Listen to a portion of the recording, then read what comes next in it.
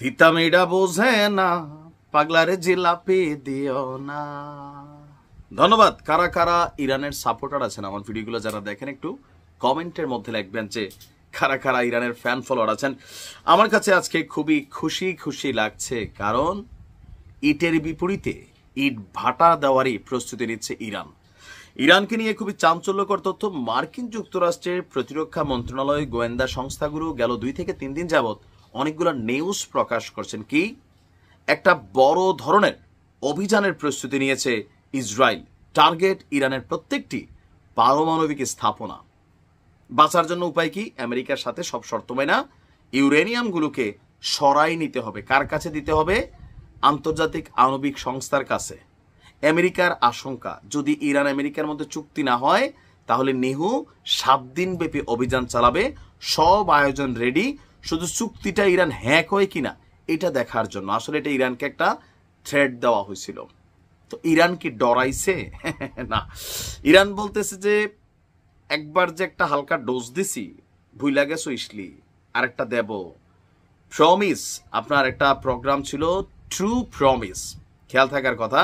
ইসলিকে যে 101টা ছেদ করছিল, সেই ছেদ করা আরেকটা অভিযান চালাতে প্রস্তুতি নিচ্ছে এবার ইরান।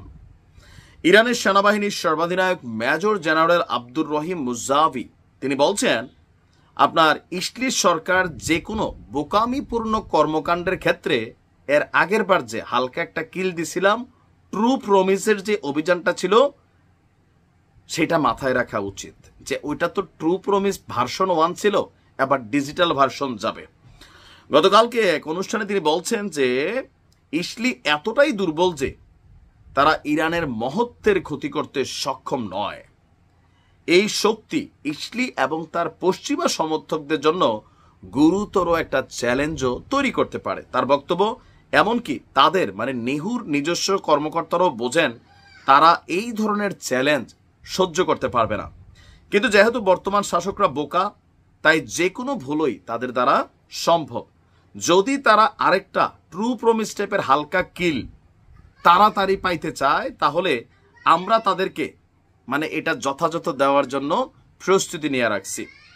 তো বলা হচ্ছে যে এবার যদি ইসলি যে কোনো ধরনের সার্বভৌমত্বের মধ্যে কোনো রকম টাচ করে, বিশেষ করে পারমাণবিক তো দূরের কথা, সীমানা অতিক্রম করে ইরানের অভ্যন্তরে যে কোনো একটা ড্রোন আক্রমণ হয় সিঙ্গেল, ইরান তাহলে এর জবাবে 100 গুণ শক্তিশালী বড় বড় যে ডিব্বাগুলা বাক্সগুলা বানাই রাখছে, এগুলা ইসলির জমিতে এমনভাবে আবাদ করবে যে মানচিত্রের মধ্যে এই যে একটা রাষ্ট্র আছে সেটা নাকি খুঁজতে কষ্ট হবে। তবে এরকম করবে না, কিন্তু মানে ধমকটা ঠিক আছে যে যেইভাবে দিচ্ছে।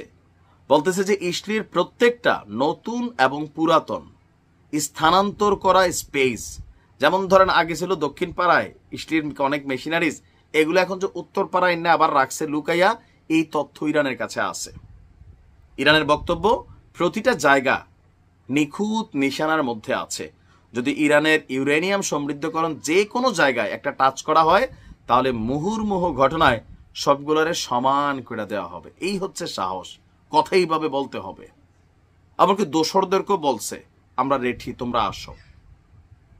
কি হবে জানি না, তবে বক্তব্য শুনতে ভালো লাগছে। ভালো থাকুন।